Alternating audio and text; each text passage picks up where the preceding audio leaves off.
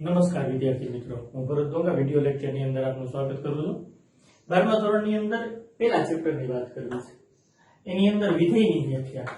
11મા ધોરણની અંદર વિધેય ચેપ્ટરની અંદર આપણે વિધેયની વ્યાખ્યા જોઈ હતી, બસ એ જ વ્યાખ્યા આપણે વાત કરીએ તો કોઈ પણ બે ગણ હોય, એ ગણ છે ખાલી ગણ નથી, નોટ ઇક્વલ ટુ કાઈ, બી પણ ખાલી ગણ નથી, તથા કોઈ પણ f a ક્રોસ b નો ઉપગણ હોય। અહીં વિધેય યાદ કરીએ, વિધેય પહેલા આપણે સંબંધ ગણ્યા હતા 11મા ધોરણની અંદર। a ક્રોસ b ના કોઈ પણ ઉપગણને a થી b પરનો સંબંધ કહેવાય। અહીં a ક્રોસ b છે અને f એનો ઉપગણ છે, એટલે f a થી b પરનો સંબંધ થાય। પણ કેવો સંબંધ? એક સ્પેશિયલી પ્રકારનો ખાસ સંબંધ, એને આપણે વિધેય કહેવાના છીએ। a ખાલી ગણ ન હોય, b ખાલી ગણ ન હોય, અને આ જે સંબંધ મળે છે એ પણ ખાલી ન હોય, તથા પ્રત્યેક દરેક x belongs to a માટે x belongs to a ને સંગત, પ્રત્યેક x belongs to a ને સંગત અનન્ય ક્રમયુક્ત જોડ xy belongs to f હોય તો અહીં જોથી શરૂ કરશું। જો a ખાલી ગણ ન હોય, b ખાલી ગણ ન હોય, f a ક્રોસ b નો ઉપગણ હોય, f is not equal to 5 અને પ્રત્યેક x belongs to એને સંગત અનન્ય, એક અને માત્ર એક જ અનન્યનું અર્થઘટન એવું થાય ક્રમયુક્ત જોડ xy belongs to f હોય તો f ને a થી b પરનું વિધેય કહે છે।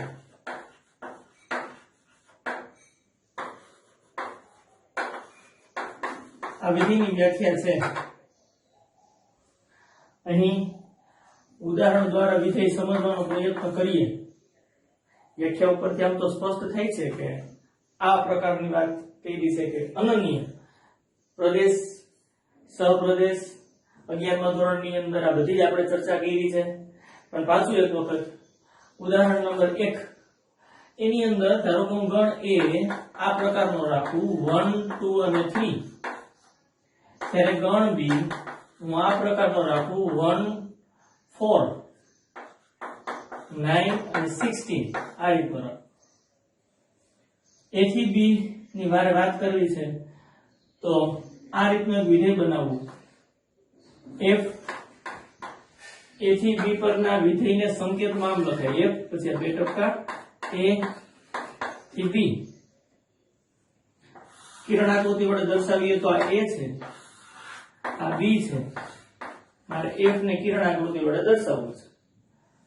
તો અહીં a ગણની અંદર 1 2 3 છે, અહીં 1 4 9 અને 16 છે, આ રીતે દર્શાવે। ઘરનું પ્રતિબિંબ 1 આવે છે, બેનું પ્રતિબિંબ 4, ત્રણનું પ્રતિબિંબ 9।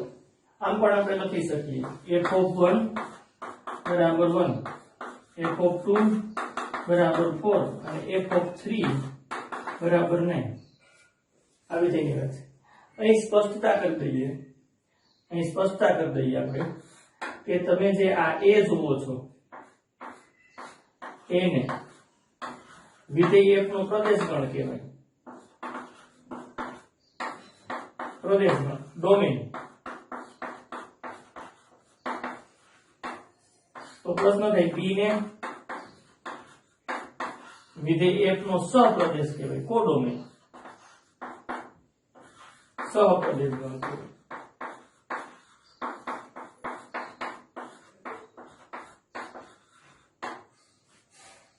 આ a છે એને પ્રદેશ ગણ, b છે એને સહપ્રદેશ ગણ। હજી એક વાત બાકી હતી વિધેયમાં, યાદ કરો, હા, વિસ્તાર ગણ। વિધેય f નો વિસ્તાર ગણની વાત કરી દઈએ।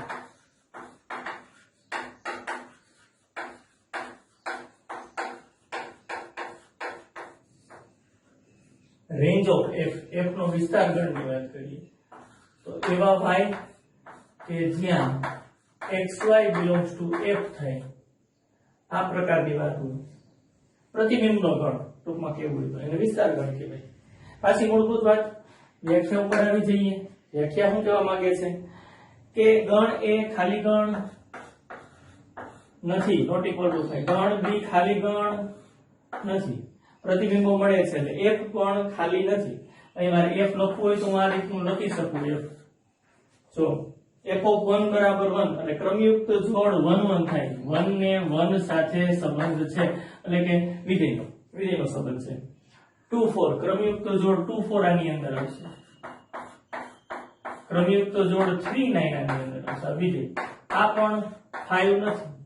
વ્યાખ્યા પાછી એક વખત f a ક્રોસ b નો ઉપગણ છે. a ક્રોસ b તમે કરો એટલે ઘણા બધા 1 1 1 4 1 9 1 16 2 1 2 4 2 9 2 16 3 1 3 4 3 9 3 16 આટલો a ક્રોસ b છે. એનો ઉપગણ છે. f a ક્રોસ b નો તો ઉપગણ થાય જ છે, તો કોઈ પ્રોબ્લેમ નથી.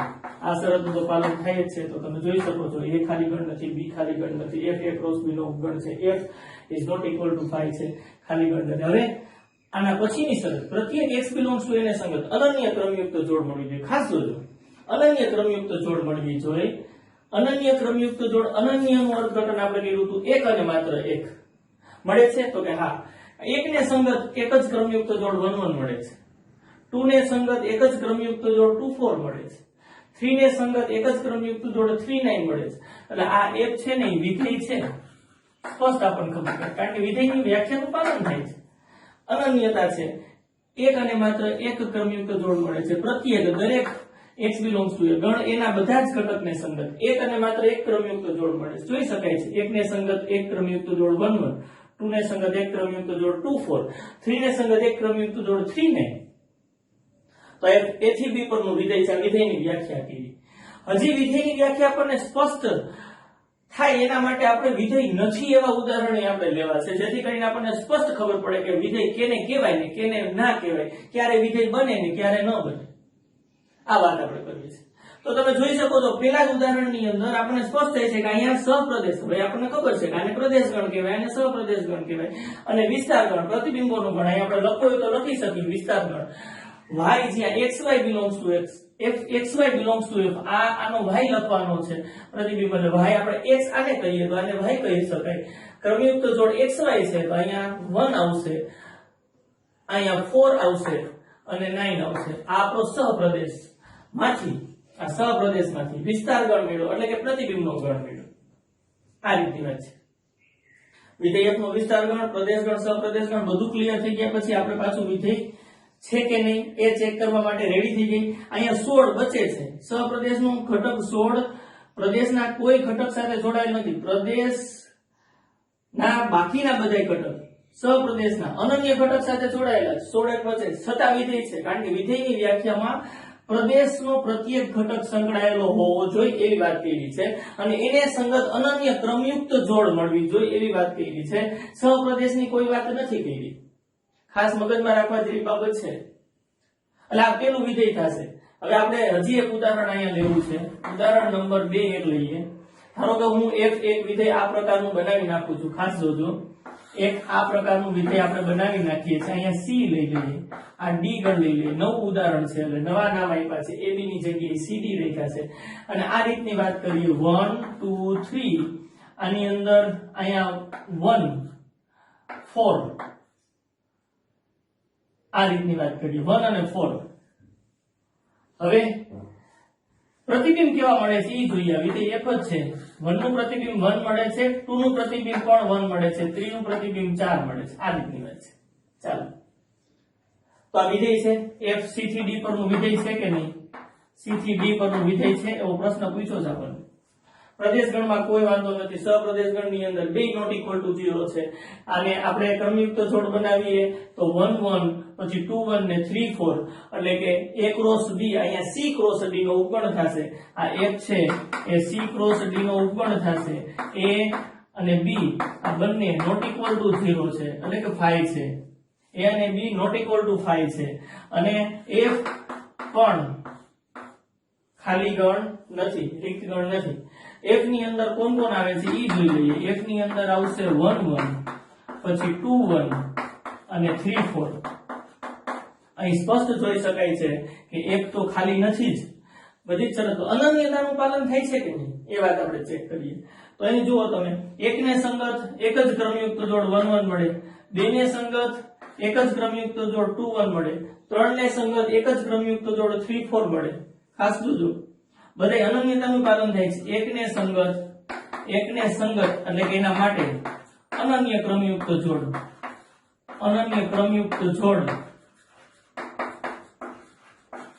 કઈ મળે છે જુઓ તમે 1 1 belongs to F થશે. એવી જ રીતના બે ને સંગત અનન્ય ક્રમયુક્ત જોડ મળશે આપણને.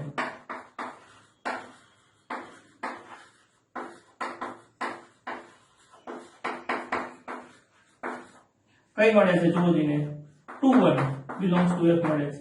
એ જ રીતે 3 ને સંગત અનન્ય ક્રમયુક્ત જોડ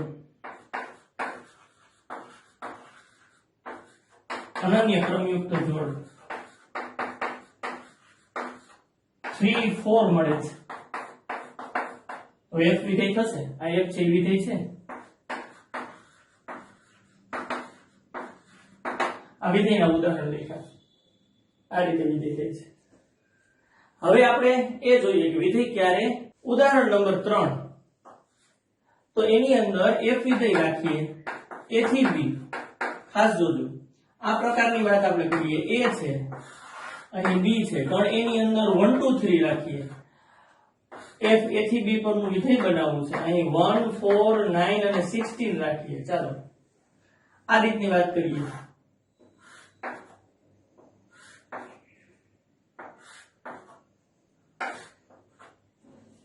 આ F A થી B પરનું વિધેય છે તો કે નથી.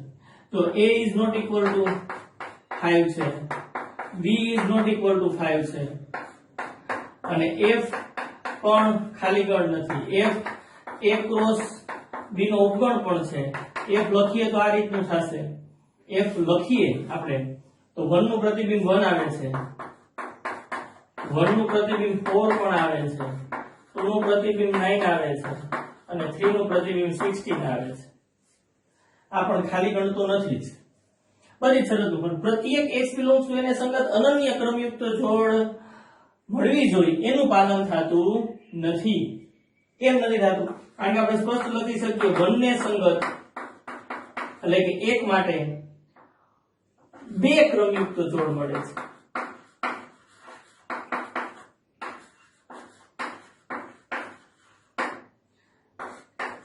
કઈ કઈ મળે છે તો કે 1 1 તો 1 ને સંગત બે ક્રમયુક્ત જોડ.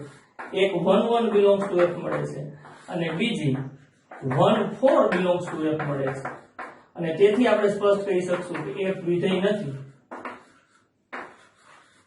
એટલા માટે F વિધેય નથી કારણ કે બે ક્રમયુક્ત જોડ મળે છે. ગણ A ના પ્રદેશ ગણના દરેક ઘટકને સંગત અનન્ય ક્રમયુક્ત જોડ મળ્યું છે. અહીં એકને સંગત બે પ્રતિબિંબ મળે છે એટલે કે એકને સંગત બે ક્રમયુક્ત જોડ મળે છે એટલે વિધેય નથી. સમજવા જેવી બાબત છે. તો આપણે આગળનું ઉદાહરણ લીધું હતું ને એની અંદર આ રીતની વાત હતી.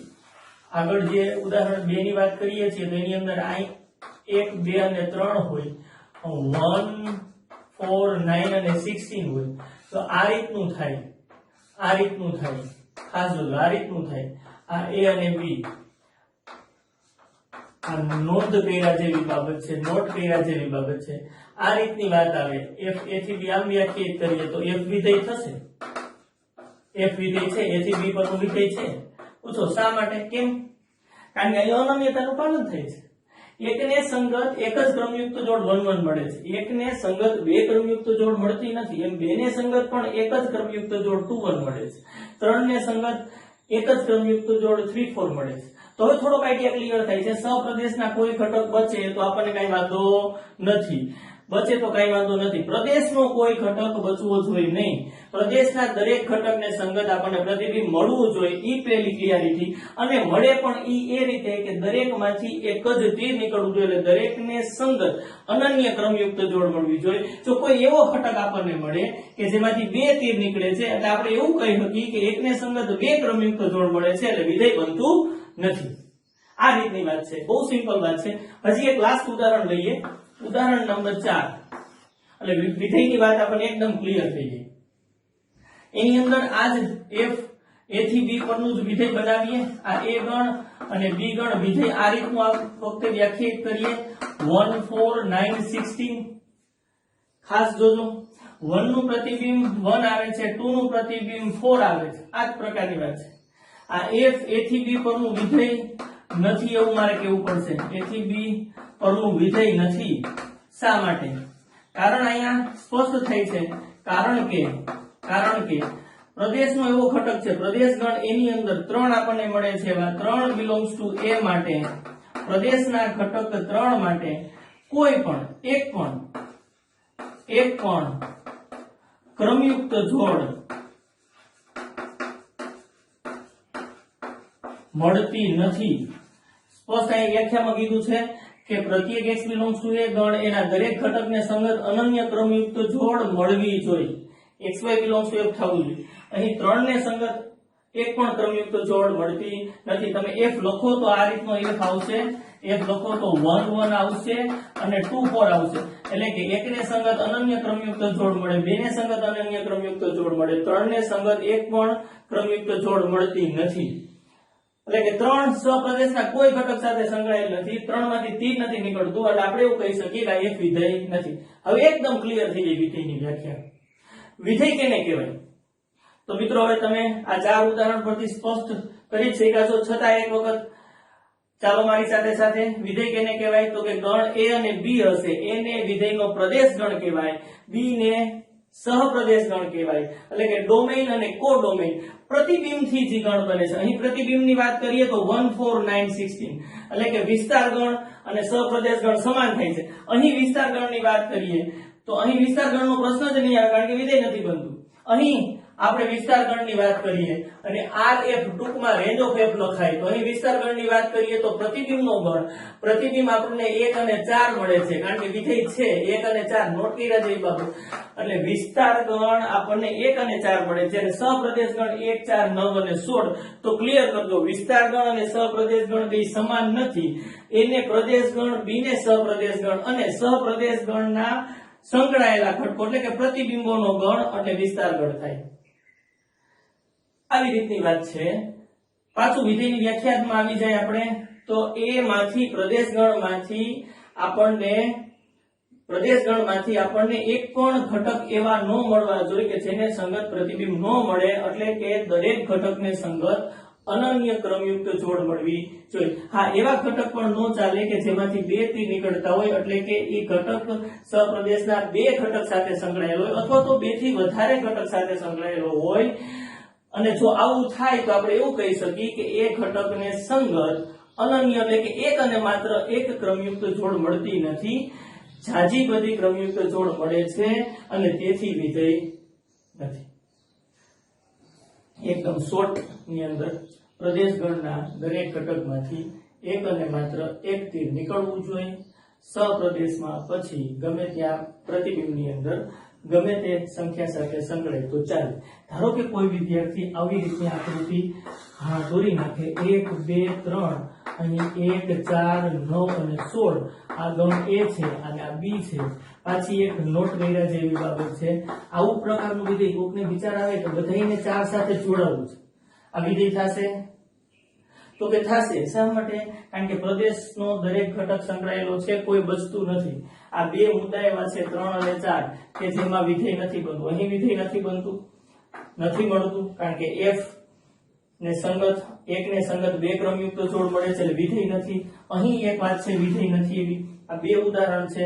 હવે આ વિધેય છે કે નહીં એવું આપણે નક્કી કરવું હોય તો સ્પષ્ટ જોઈ શકો છો. આ બે ઉદાહરણમાં કઈ આપણને એક વાત નડે છે કે અહીંયા પ્રદેશનો કોઈ પણ ઘટક જોડાયા વિનાનો બાકી રહી જાય તો વિધેય નથી એવી ના પાડવી પડશે, અથવા તો પ્રદેશના કોઈ પણ ઘટકને સંગત 2 થી વધારે પ્રતિબિંબ મળતા હોય, અનન્યતાનું પાલન ન થતું હોય, એક અને માત્ર એકનું પાલન ન થતું હોય તો વિધેય નથી એવી વાત કરવાની. સહપ્રદેશ ગણ જોવાનો જ નથી. સહપ્રદેશ ગણની અંદર ભલે 3 ઘટકો વધે, જોવાનું પ્રદેશ ગણનો દરેક ઘટક સંકળાયેલ છે. હા, દરેકને સંગત એક અને માત્ર એક ક્રમયુક્ત જોડ મળે છે, કારણ કે દરેકમાંથી એક જ તીર નીકળે છે. એટલે આ વિધેય છે, આ વિધેય છે, f વિધેય છે. એટલે હવે વિધેયની વાત ક્લિયર થઈ છે. હવે આ વિધેયની વાત ક્લિયર થઈ ગયા પછી આપણે નવા ટોપિક તરફ, એક એક વિધેય અને વ્યાપ્ત વિધેય તરફ આગળ વધીએ. એક એક વિધેય કેને કહેવાય, વ્યાપ્ત વિધેય કેને કહેવાય એ સમજવું છે. ચાલો વિધેયનો પહેલો પ્રકાર આપણે ભણીએ, એક એક વિધેય.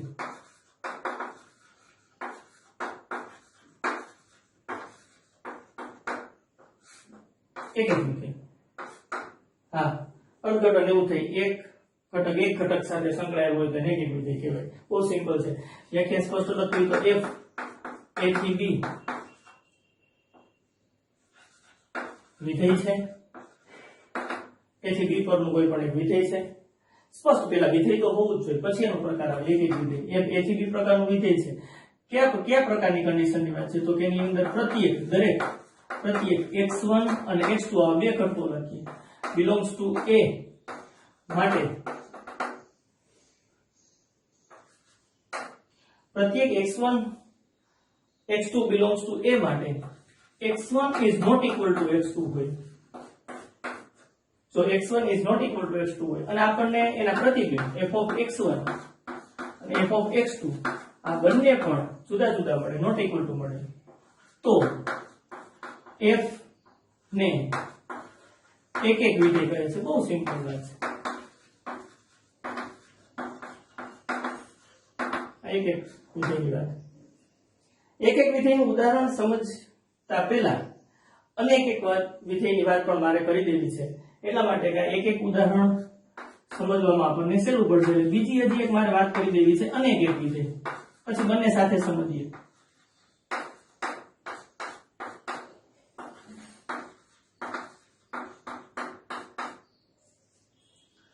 આની અંદર પણ f a થી b વિધેય છે. જો કોઈક x1 x2 ઓની અંદર પ્રત્યેકની વાત કરી, બધા માટેના છે. આની અંદર કોઈ એવા બે ઘટક x1 x2 belongs to a એવા મળે કે જેથી x1 is not equal to x2 હોય, પણ છતાં f of x1 એટલે s1 નું પ્રતિબિંબ અને f of x2 આ બે સરખા થાય તો f ને અનેક એક વિધેય કહે છે. આવી રીતે વાત છે. ચાલો ડિટેલની અંદર સમજીએ એક એક વાત ઉદાહરણ દ્વારા સમજીએ. f વિધેય કિરણ આકૃતિ પ્રમાણે જ દોરું છું જેથી કરીને આપણને સ્પષ્ટ સમજે. 1 2 3 રાખું છું, અહીં 1 4 9 રાખું છું. આ રીતનું રાખું. ચાલો 1 નું પ્રતિબિંબ 1 વિધેય ડિક્લેર કરી દઈ, 2 નું પ્રતિબિંબ અને 3 નું પ્રતિબિંબ 9. આ f છે ને એક એક વિધેય છે.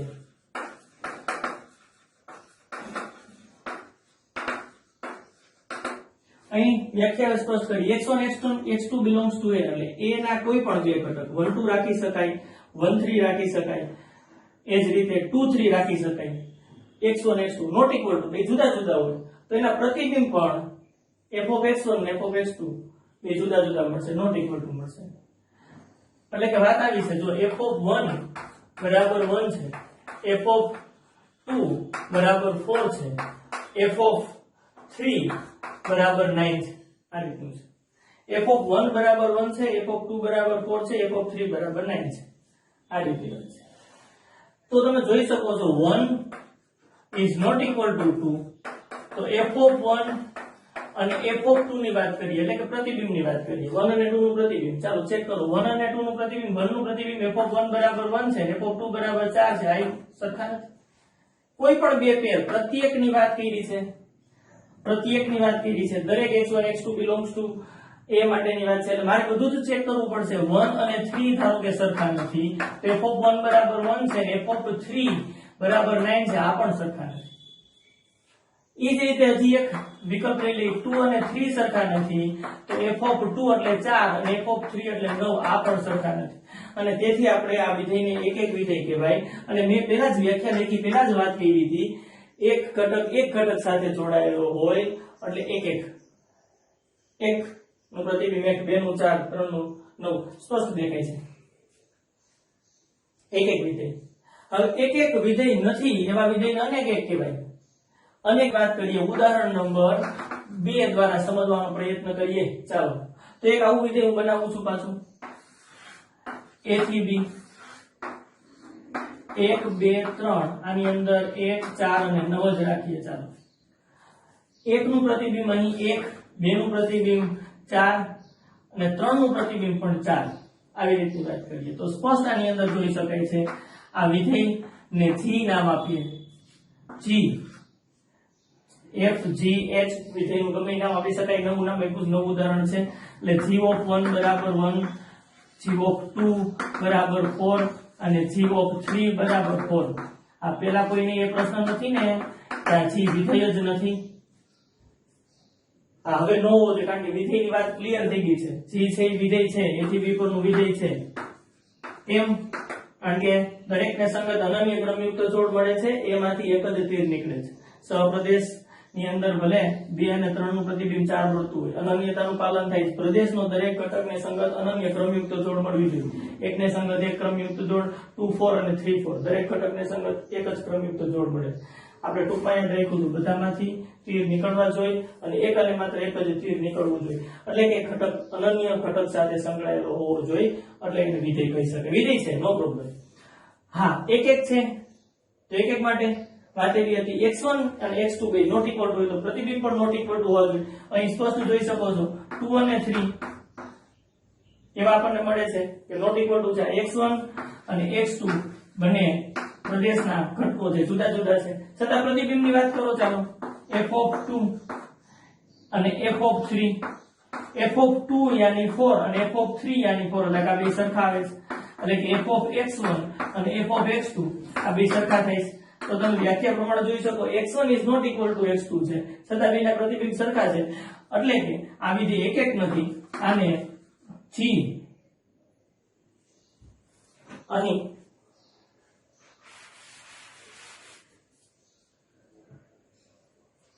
તો ચાલો આ રીતે g(1) g(2) અને g(4) છે વિધેય તો છે જ હવે વાત કરીએ આગળ કે 2 અને 3 આ બે સરખા નથી છતાં તમે જોઈ શકો છો g(2) અને g(3) g(2) અને g(3) બંનેના પ્રતિબિંબ સરખા જ મળે છે એટલે કે 4 મળે છે એટલે આપણી શરતનું પાલન થયું x1 અને x2 પ્રદેશ ગણના નોટ ઇક્વલ ટુ છે છતાં g(x1) અને g(x2) આ બે સરખા મળે છે અને તેથી કહી શકાય g એક એક વિધેય નથી એક એક વિધેય નથી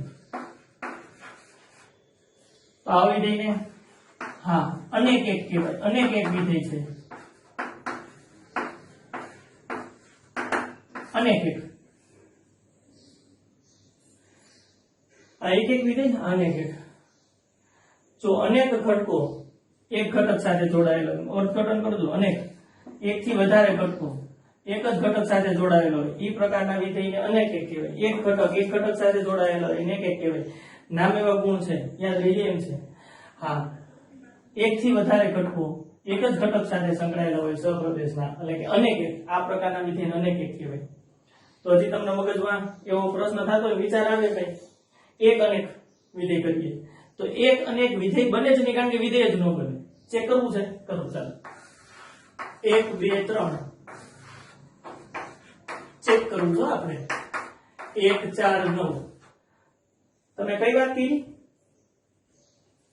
આનું ઉલટું એક અનેક બનાવવા જાઓ ધારો કે આમ બનાવો આ એક અનેક ઘટક સાથે એક ઘટક અનેક ઘટક સાથે જોડાય તો સ્પષ્ટ જાણો છો તમે અહીંયા 16 લખી નાખું સ્પષ્ટ જાણો છો આને જો હું f નામ આપું તો f વિધેય જ નથી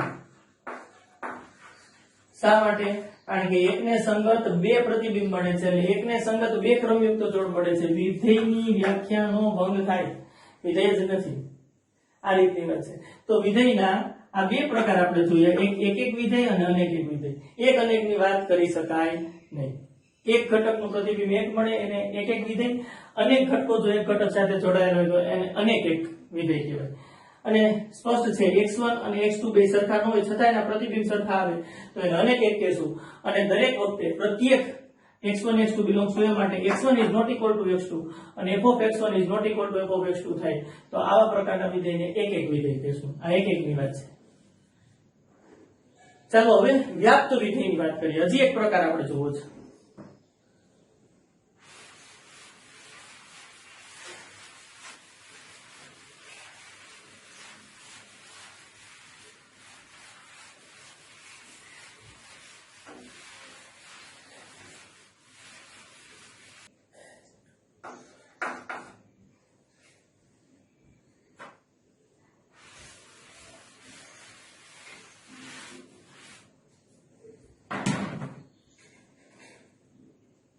ત્રીજા નંબરની વાત કરી વ્યાપ્ત વિધેય.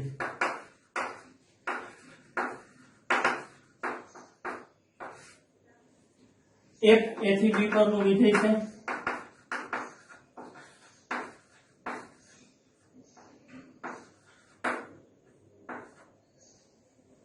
જો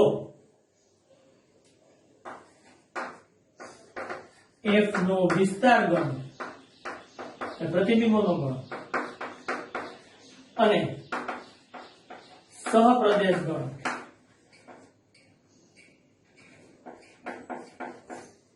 વિધેયનો વિસ્તાર ગણ અને સહપ્રદેશ ગણ સમાન ગણો હોય તો f ને a થી b પરનું વ્યાપ્ત વિધેય કહે છે.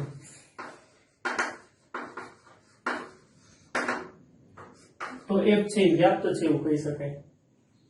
બહુ સહેલું. આની અંદર તો વિસ્તાર ગણ અને સહપ્રદેશ ગણ બે સમાન થવા જોઈએ. ઉદાહરણ આપણે ચેક કરીએ.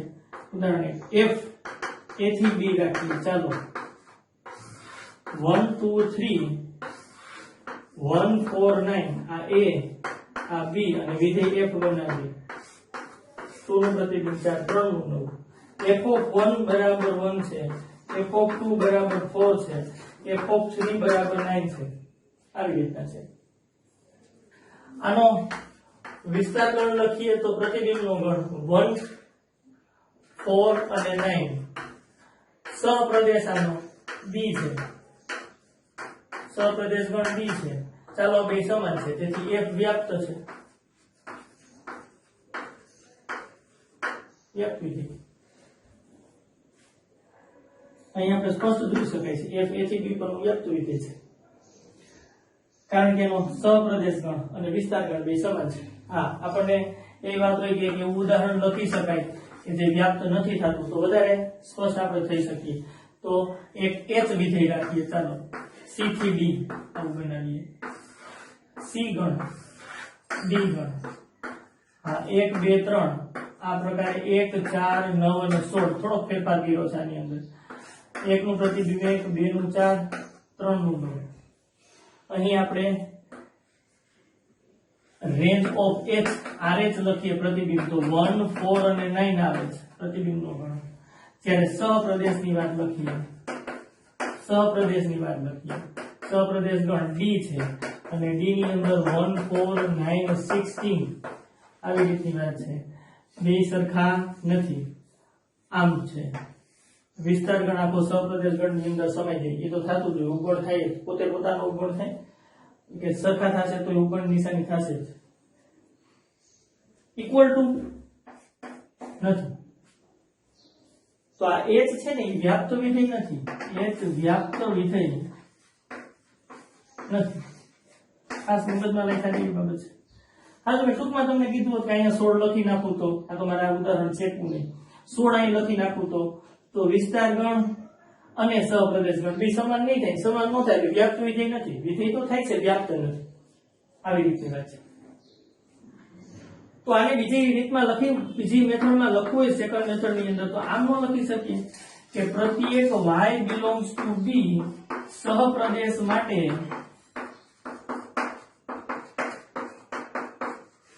કોઈક x belongs to a પ્રદેશ ગણની અંદર એવો મળે કે જેથી f of x બરાબર y થાય તો f વ્યાપ્ત વિધેય છે.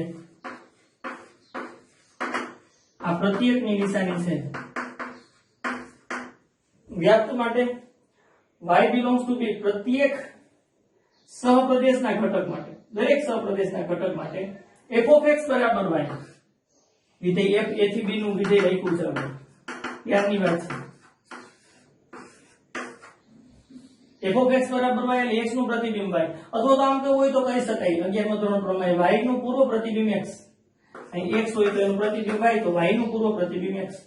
આવું કીધું છે કે y belongs to b સહપ્રદેશના દરેક ઘટકને સંગત જો આપણને પૂર્વ પ્રતિબિંબ મળતું હોય સહપ્રદેશના દરેક ઘટકને સંગત પૂર્વ પ્રતિબિંબ મળતું હોય તો આપણે એવું કહી શકીએ કે સહપ્રદેશનો દરેક ઘટક પ્રદેશના કોઈ ને કોઈ ઘટક સાથે સંકળાયેલ છે, એટલે કે એનો વિસ્તાર ગણ અને સહપ્રદેશ ગણ બે સમાન છે, એટલે કે વ્યાપ્ત વિધિ છે. ક્લિયર છે.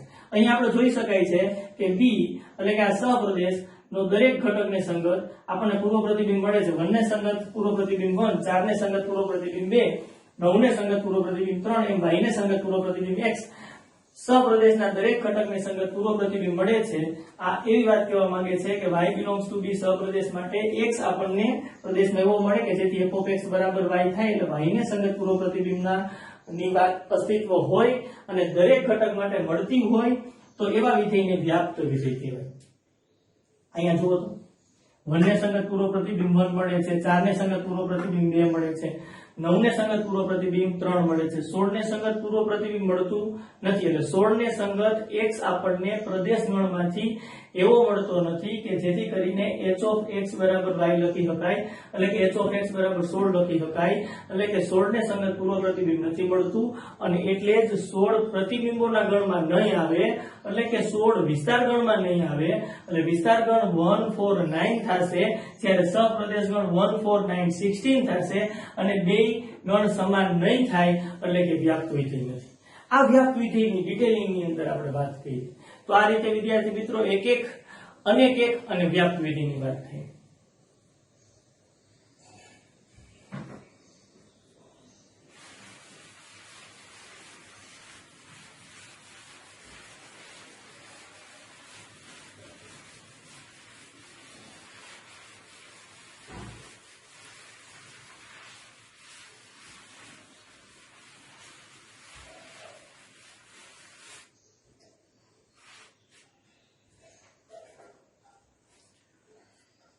તો વિદ્યાર્થી મિત્રો હજી એક ટોપિકની વાત આપણે કરવી છે કે વિધેય 1 નું પ્રતિવિધેયની વાત કરવી છે.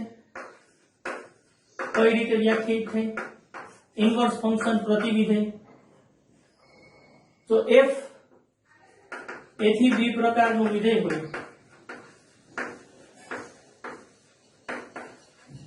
જો f a થી b પ્રકારનું વિધેય હોય, જો g એક નવું વિધેય b થી a આપણને એવું મળે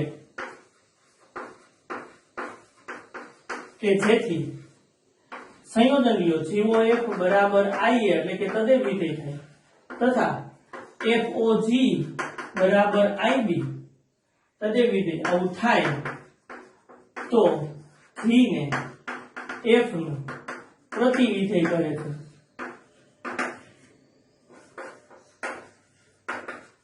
તેને સંકેતમાં પ્રતિવિધેય, તેને સંકેતમાં F ઇન્વર્સ વડે દર્શાવે છે.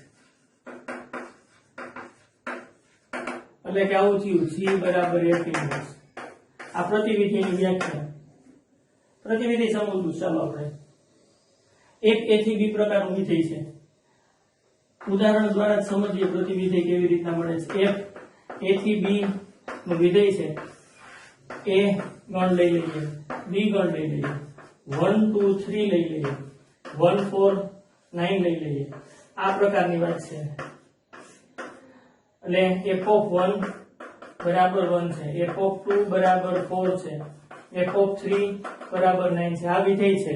f a થી b વિધેય છે, એક એક વિધેય છે. વ્યાપ્ત વિધેય કોણ છે? કારણ કે વિસ્તાર ગણ અને સહપ્રદેશ ગણ સરખો છે. આ f એક એક અને વ્યાપ્ત વિધેય છે. અહીં આપણને ખાલી વિધેયની જ વાત કરી હતી. તો G B થી આપણને એવું મળે, એવું ગોતી શકાય. G B થી A કે જેથી B ના સંયોજન લેશો, GOF IA થાય, FOG IB થાય, તદેવ વિધેય I એટલે આઇડેન્ટિટી ફંક્શન તદેવ વિધેય જે આપણે 11 ધોરણની અંદર વાત કરી છે. આ B અને A. B ગણ લખો ચાલો. B ની અંદર 1 4 9 છે અને A ની અંદર 1 2 3 છે. તો તદેવ વિધેય મારે બનાવવું હોય ને તો હું એક આવી રચના કરું. જો 1 નું પ્રતિબિંબ 1 તો G વિધેય આમ ઉલટું બનાવું. 1 નું પ્રતિબિંબ 1 આમ બનાવું. ટ્રાય તો કરીએ. ચાલો જોઈએ શું થાય છે.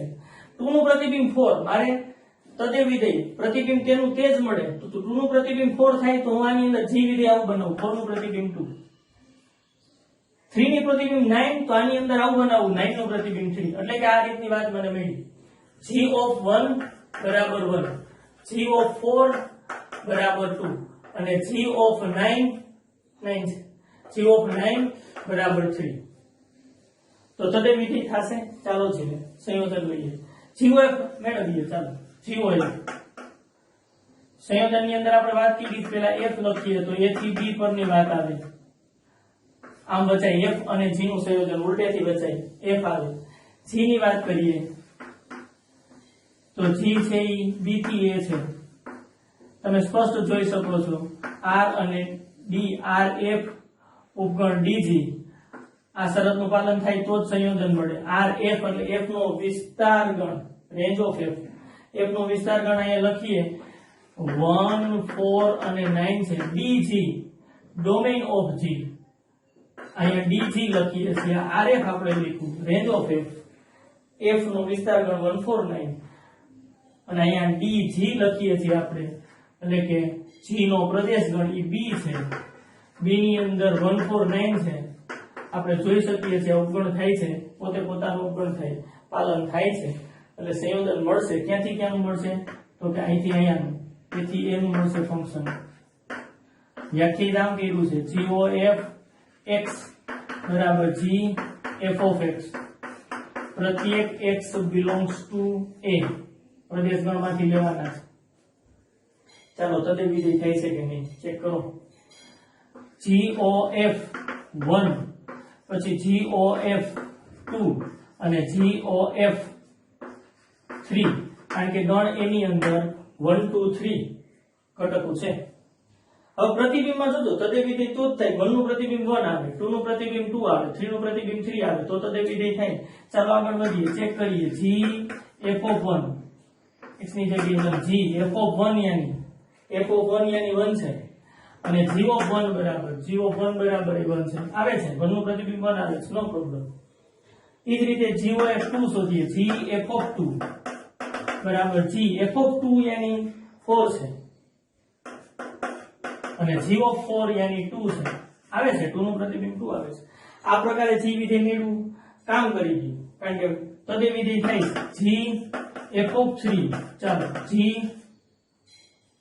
f of 3 યાની 9 અને g of 9 યાની 3 બરોબર છે 3 નું પ્રતિબિંબ 3 તો આ GOF તદે વિધેય થાય છે તદે વિધેય I દર્શાવે I a એટલા માટે કે a થી a નું વિધેય આપણે વ્યાખ્યાયિત કર્યું છે I a એટલે આવું થાય a થી a નું વિધેય અને I a x બરાબર x for every x belongs to a એટલે કે ગણ a થી a નું વિધેય અને જે ગણ એનો ઘટક છે તે જ પ્રતિબિંબમાં મળે છે અને બે સમાન વિધેય થાય સેમ આ જ રીતે FOG બરાબર IT સાબિત કરી શકાય એટલે કે આ f નું પ્રતિવિધેય જે મળે છે તો હવે તમે વિચારો કયું હું આપણે કાઈ નથી કર્યું જો x નું પ્રતિબિંબ y આવતું હોય તો y નું પૂર્વ પ્રતિબિંબ x થાય એ રીતે નવું વિધેય જનરેટ કર્યું ને નવા વિધેયને પ્રતિવિધેય કહેવાય કારણ કે આપણને સંયોજન તદે વિધેય મળે છે ગુણાકારની અંદર વ્યસ્ત ઇન્વર્સ ની વાત હોય એટલે ગુણાકાર માટે નો એકમ ઘટક 1 થાય b નો ગુણાકાર કરો 1 મળે તો 1 એ બીજાનું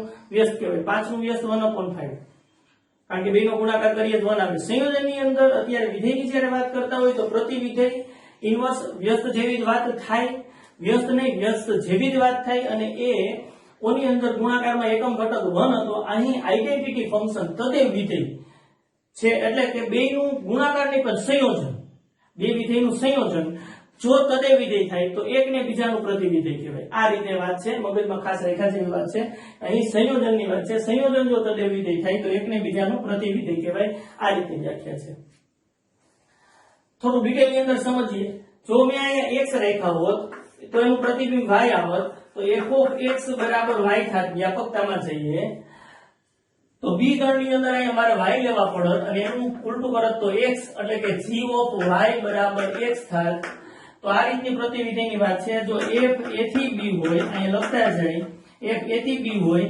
અહીંયાનું પ્રતિવિધેય લખતા જાય g એ b થી a કરવું પડે આ સ્પષ્ટ લખતા જાય અહીં આપણને જે બાબત મળી છે એ નોટ કરતા જાય કે આપણને કઈ કઈ બાબત મળી છે જો f વિધેય a થી b હોય તો તમે ઉલટાવી નાખશો સપ્રદેશને પ્રદેશ કરી નાખશો પ્રદેશને સપ્રદેશ કરી નાખશો a થી b હોય તો g b થી a કરી નાખો તો f of x બરાબર y હોય તો અહીં તમને જો f of x બરાબર y હોય તો g of y બરાબર x મળે છે g g of y બરાબર x મળે. આ રીતે પ્રતિવિધેય મળે. જો g ને આપણે f ઇન્વર્સ વડે દર્શાવીએ તો આ રીતની વાત થાય. f ઇન્વર્સ g ની જગ્યાએ f ઇન્વર્સ લખી નાખી છે. b થી a f ઇન્વર્સ y બરાબર x આ પ્રતિવિધેય. તો f of x બરાબર y માંથી f ઇન્વર્સ y આ રીતે મળશે. જો f of x બરાબર y થાય તો f ઇન્વર્સ y બરાબર x. હવે આપણને આવડે f of x બરાબર y હોય તો આમ વિચારો f ઇન્વર્સ y બરાબર x થાય. અને સિમ્પલી જો આમ લખું f of 3 બરાબર 9 તો તમે સ્પષ્ટ લખી શકો f ઇન્વર્સ 9 આ f ઇન્વર્સ 9 બરાબર 3. જો 3 નું પ્રતિબિંબ વિધેય દ્વારા ન આવતું હોય તો પ્રતિવિધેય બનાવવા માટે f of 3 બરાબર 9 એટલે કે 3 નું પ્રતિબિંબ જો વિધેય દ્વારા ન આવતું હોય તો આપણે પ્રતિવિધેય માટે 9 નું પ્રતિબિંબ 3 થવું જોઈએ એટલે f ઇન્વર્સ 9 બરાબર 3. આ રીતે સિમ્પલી રૂલ સિમ્પલી અર્થઘટન આપણે કરી શકીએ. આ રીતે વાત છે પ્રતિવિધેય. બીજી એક વાત કે પ્રતિવિધેય તો અને તો જ મળશે કે જો એ વિધેય એક એક અને વ્યાપ્ત હોય. નહીંતર પ્રતિવિધેય મળશે નહીં. પ્રતિવિધેયનું અસ્તિત્વ નથી એવું કેવું પડે, પ્રતિવિધેય મળે નહીં એવું કેવું પડે. શા માટે? ધારો કે હું અહીંયા લખી નાખું 16 લખી નાખું તો વિધેય તો થશે જ, કારણ કે પ્રદેશના દરેક ઘટકને સંગત આપણને અનન્ય પ્રતિબિંબ મળે છે, ક્રમયુક્ત જોડ મળે છે, વિધેય થશે. પરંતુ આ b માં મેં 16 લખી નાખ્યા એટલે વ્યાપ્ત વિધેય નથી, કારણ કે 16 ને સંગત પૂર્વ પ્રતિબિંબ મળતું નથી. હવે આનું પ્રતિવિધેય શોધવા માટે તમે તો ઉલટાવશો અને 16 અહીંયા લખશો અને 16 ને સંગત તમને પ્રતિબિંબ નહીં મળે, કારણ કે 1 ને સંગત તમે આમ 1, 4 ને સંગત 2, 9 ને સંગત 3 એ રીતે તમે જોડ્યા છે.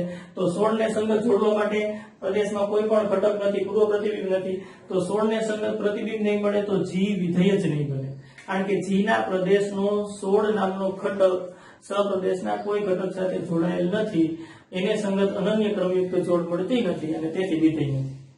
તો પહેલી વાત વ્યાપ્ત વિધેય તો થવું જ જોઈએ ભાઈ, વ્યાપ્ત વિધેય થવું જોઈએ તો જ પ્રતિવિધેય મળે. બીજું, ધારો કે વ્યાપ્ત વિધેય છે પરંતુ એક એક નથી તો સ્થિતિ કેવી થઈ? ચાલો એક અહીંયા જ વાત કરીએ.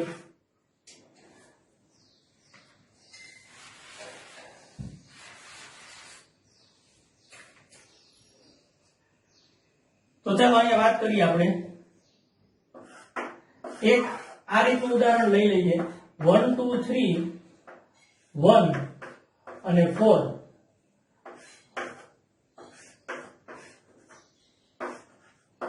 આવું એક h નામનું વિધેય લઈ લઈએ. આ વિધેય તમે જોઈ શકો તો વ્યાપ્ત છે. હા, એક એક નથી, કારણ કે બે ઘટક છે 3 અને 2, 2 અને 3 એને સંગત એક જ પ્રતિબિંબ 4 મળે. હા, અનેક એક પ્રકારની વાત છે, એક એક નથી. તો આનું પ્રતિવિધેય નહીં મળે. તમે ઉલટાવશો તો 1 નું પૂર્વ પ્રતિબિંબ 1, 4 નું 2, પાછું 4 નું 3, તો h નું પ્રતિવિધેય h ઇન્વર્સ મેળવવાનો પ્રયત્ન કરશો તો તમારે અહીં 1 4 લખવા પડશે, અહીં 1 2 3 લખવા પડશે અને તમારે મેળવવાનું આમ થશે 1 નું પ્રતિબિંબ 1, 4 નું 2 અને પાછું 4 નું પ્રતિબિંબ 3. તો કોઈ પણ એક ઘટક આપણને એવું મળ્યું જેને સંગત બે ક્રમયુક્ત જોડ મળે છે, તો પાછું આ ઇન્વર્સ નું અસ્તિત્વ જ નથી, આ પ્રતિવિધેય આપણને ચાલે નહીં, વિધેય જ મળતું નથી, એટલે કે વિધેય જ બનતું નથી. એટલે ખાસ આપણને ખબર પડી પ્રતિવિધેય એટલે કે બેનું સંયોજન તદેવ વિધેય થાય તો એકને બીજાનું પ્રતિવિધેય કહેવાય. હાવ નાનકડી વાત. અને પ્રતિવિધેય તો અને તો જ મળશે કે જો એ વિધેય એક એક અને વ્યાપ્ત બને. ક્લિયર? ચાલો એટલું રાખીએ.